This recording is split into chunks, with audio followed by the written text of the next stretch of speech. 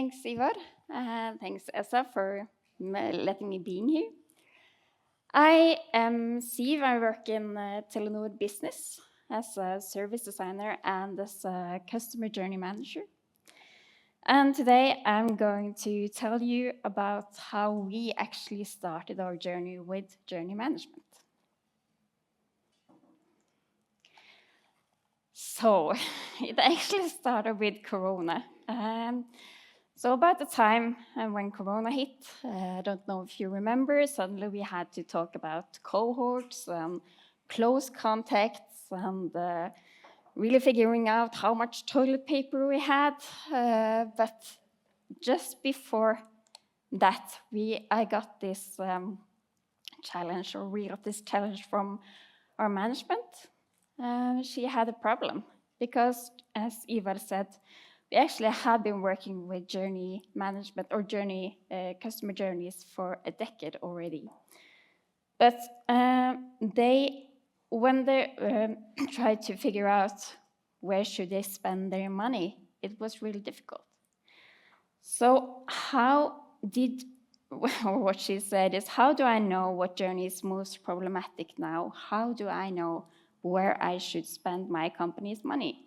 How do I know if the fiber journey or if the mobile journey is most difficult, and where should I put effort? And also, we had a saying that we have thousands of journeys, so it was like very, very confusing. And I can understand why it was confusing, because this is the picture. We have a lot of products, and we have a lot of specialities to those products, and that makes up very many journeys, actually. So the designers in business, we had to go and kind of figure out the basics. So what is a customer journey? What is a scenario? And what is a user flow? So when we started thinking about this, we kind of saw that, okay, we do not have thousands of journeys. We might have thousands of scenarios, yes, but not journeys. So we thought that a customer journey is the steps that the user goes through in order to accomplish a goal. Fine. And a scenario is a specific case of a journey for a particular actor where you have the context and you have the timing. You know kind of where you are and this specific situation. And then a user flow is how the user navigates at a specific touch point in the journey to achieve a goal. And in Telenor, they are often digital. So, okay, now we know how it's going like downwards, how you kind of zoom in from the customer journey and downwards. But it didn't solve a problem because if you remember the picture that I showed you before, we had a lot of products and it was all very confusing. So we kind of went to the experts asking, okay, is there a level above? And Nielsen Norman Group, they talk about something they call the experience map. And they talk about it as the parent for a journey map. So it's a generic human undergoing a general human experience, they say. Also Mark Stickthorne, and the guy who wrote This is Service Design Thinking and This is Service Design Doing, the guru. He also said that the journey had different zoom levels, and he was introducing a term that he called the high-level map. So, okay, we knew now that we have customer journeys and there is something above it. And one thing that is actually certainly above it is the customer life cycle. So this was actually quite easy. We could say this is a life cycle, and what are the life cycle that is most relevant to the Telenor Business customer. So we took a life cycle and we kind of adapted it to whatever suits us. So you go through the awareness phase, and you have the evaluate phase, order, delivery, get started, and then you kind of start using it, and we want you to stay there for as long as possible before you eventually leave us. So, but now we have the customer journey and we have the customer life cycle, but we needed something in between. And that's where we figured out that we could use this high-level customer journey. It's a journey from the cradle to the grave. So it's a customer going through all the phases through the life cycle. And then you have the normal customer journeys that we call the specific customer journey. And that is parts of the journey. You kind of zoom into the high-level journey and you kind of see how is this for one group, or what is this like for one specific or some parts of the life cycle phases. Then we have the scenario, it's a specific case, and of course we have the user flow. So that was quite easy, actually, the downwards. But we still had to figure out, okay, what kind of high-level journeys do we have in Telenor Business? So we went back to the experts again. Do you know this guy, Clayton Christensen? He came up with this term of jobs to be done. So he said that customers don't buy products and services. They hire various solutions at various times to get a wide area of jobs done. So what jobs do Telenor offer our customers or business customers to get solved? And we had this, that gave us actually a way in to kind of see, can we divide this picture some way? And we could. So we could actually say that we have some products and services that are more relevant for you to have network at work. And some of them are there to make you able to communicate everywhere, and some of them are there to make you have a safe and efficient workday. So now we have the kind of the ground rules of everything. And that made us, that gave us the possibility to see, okay, we have some high-level journeys, and we can kind of manage all our customer journeys and specific journeys into the high-level journeys. And then we could also see across all the high-level journeys in Telenor Business, like how is this phase, this life cycle phase, how is it for our customers? So that gave us the possibility to actually see, can we give the same experience in all our high-level journeys. But in the beginning, we didn't have a tool.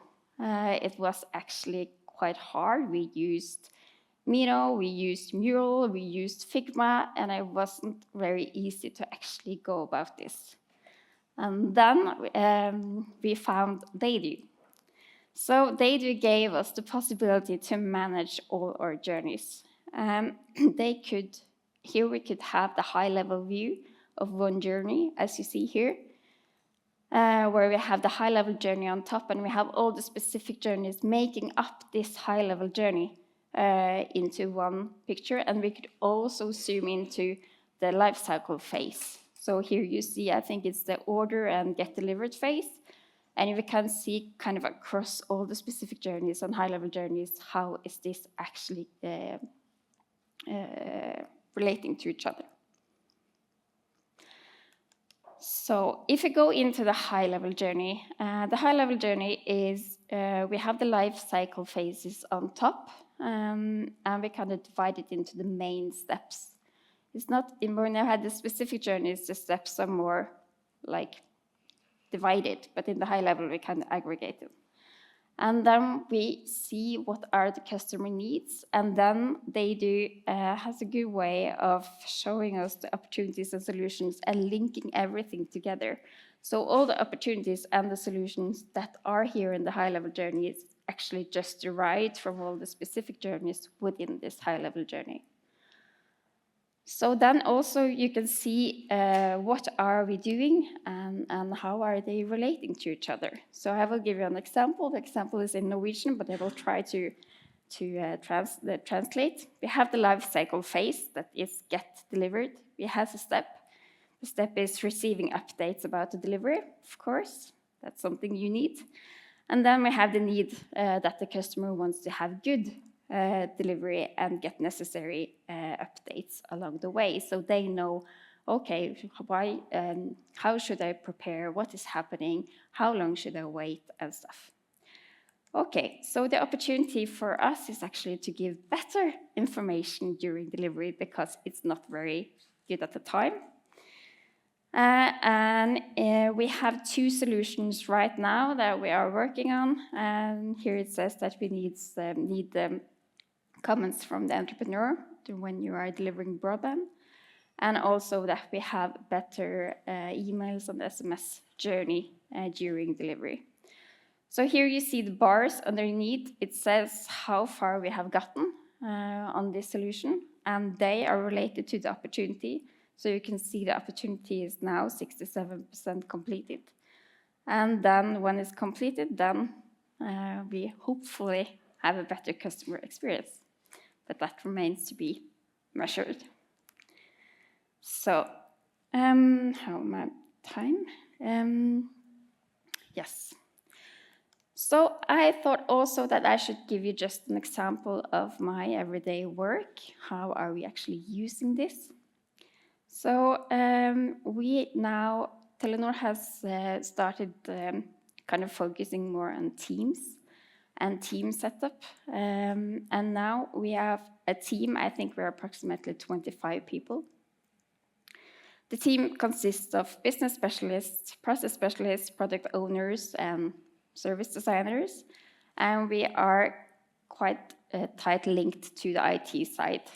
So we have IT architects, developers, testers, and UX designers in one team. And of course, when we try to figure out how we are going about things, we user test with our internal users. How do they think that the solution is progressing? Is it better? And also we do customer interviews and testing. Yes. So we have this specific journey as is in Data. It tells us where do we have some pains and where do we need to focus. Then in my work, we often do a target picture. It's very kind of say it's not going to be that long. It's not 10 years time, it's maybe 3 years time. But it gives us a close picture that we are going the right direction. So we need this to kind of say, what are we going to do now? What are we going to do next? So we kind of divide the elephant into chunks. That makes it actually possible to create. Then, actually, for my project, it's very important to have the blueprint because I work with value chains and stuff. So it's very important for us to kind of focus on what are the customer journey, what are the processes, and what are the internal people doing, and what is going to happen automatically in the systems. So we make a blueprint for step 1. When we make the blueprint, we often test it with internal users to get feedback on what do they think. And then we create flows in Figma for the steps that are relevant. It's not all the steps that are relevant for flows, of course. And that is also something that we can test with internal users and with customers when that is relevant. And these 2 things, they create the basis for the Jira task that we use against IT and kind of describe the problem to IT. And also it gives them a lot of help when they can see the flows and they can see the blueprint because they understand better what they are actually achieving.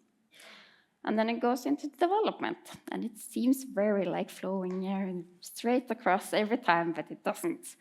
But it's one way of doing it. Yes, so this is our journey. Did I go? No. Here. This is the journey that we have gotten to now in order to become more journey management oriented. What we have learned so far is that you have to have some stamina actually to do this because it takes time. And we have implemented it in everyday work, but we have some hurdles left. What remains actually now is to implement the metrics and really want to have the metrics into they do. We also need to demonstrate the value of this way of thinking into the organization, because we haven't reached as many as we would like to yet. So also one thing that we need to do is to increase the usage. So we do not know where the story ends. Is it going to be a happy ending, or is it going to be a Greek tragedy? We hope not. Yes. So, thank you.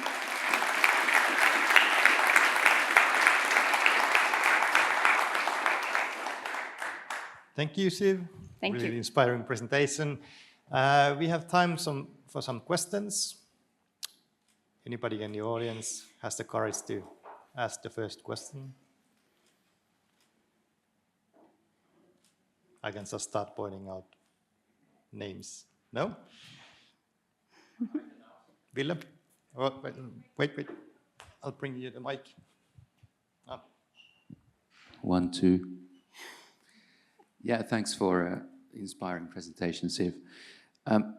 The question is actually one of your last points about what you need to do next. And one of the points was to demonstrate the value to business about this way of working. So how did you get started?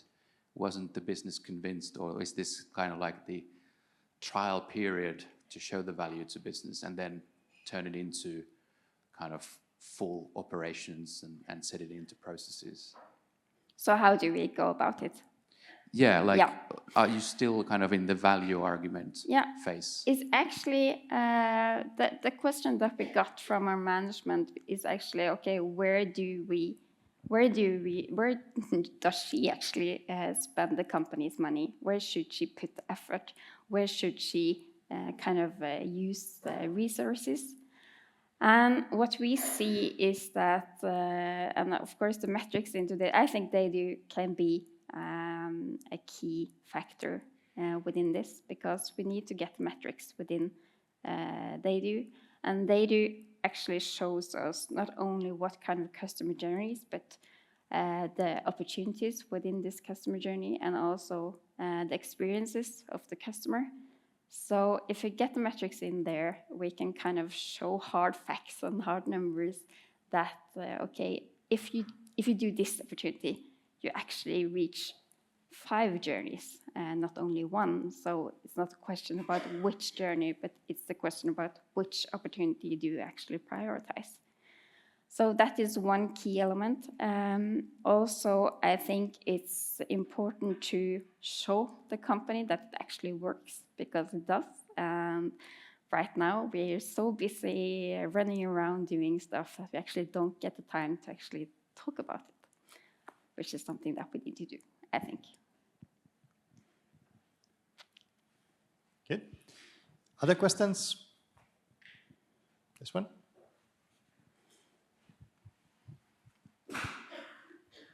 Hi. Hi. I'm wondering how you think about the difference between the customer journey for business to business compared to business to consumer. Do you work the same way, or is it the same team, or do you split the teams? Or? Yeah, I work for business to business, and the high-level journeys, they are relevant for business to business, but because we see that from the business to business in Telenor, we actually have more products to offer our customers. The business to consumer is maybe easier. They have maybe just a couple of high-level journeys that they need to focus on.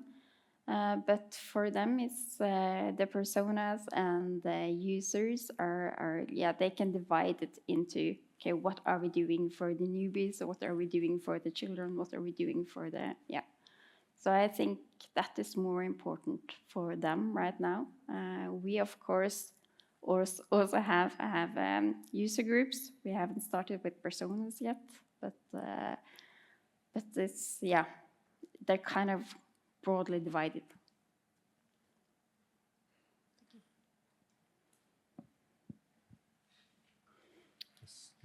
There's one more there, and then we go front. Oh, there's two more there. Hi. Hi. I wanted to ask you about the team organization. You talked about, you know, the I think 25-person team that you had. Is that aligned with the customer journeys, or does it sort of cut across from multiple? And how? I so wish to say yes. That would have been like the ultimate goal, to have them at least aligned with the high-level journeys. But there are somewhat, because the high-level journeys is very like focused on the needs, and we have different groups focusing on this need and this need.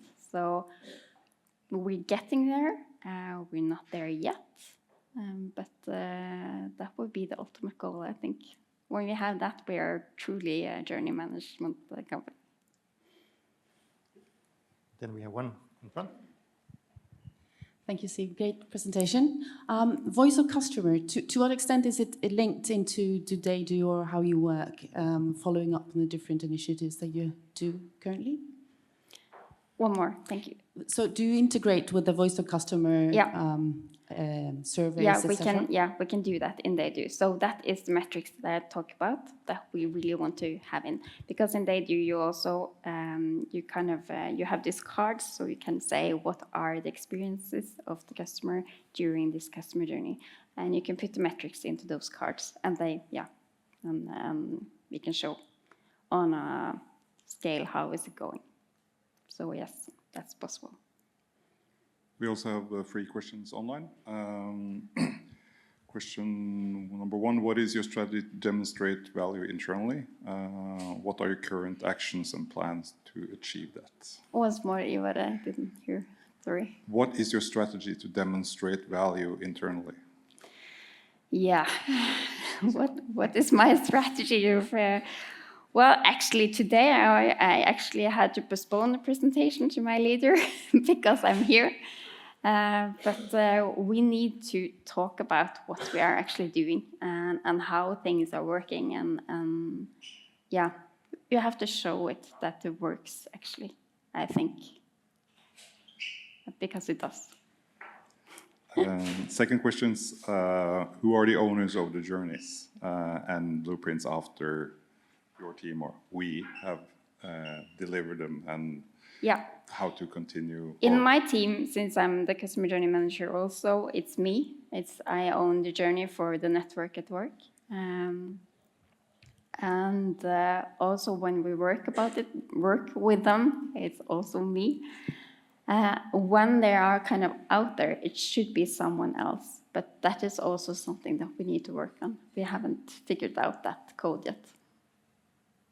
And the last question, what metrics are you going to start with to show the business impact? Yeah, that's a good question. I think what I would like to actually delve into is that we have this AI tool that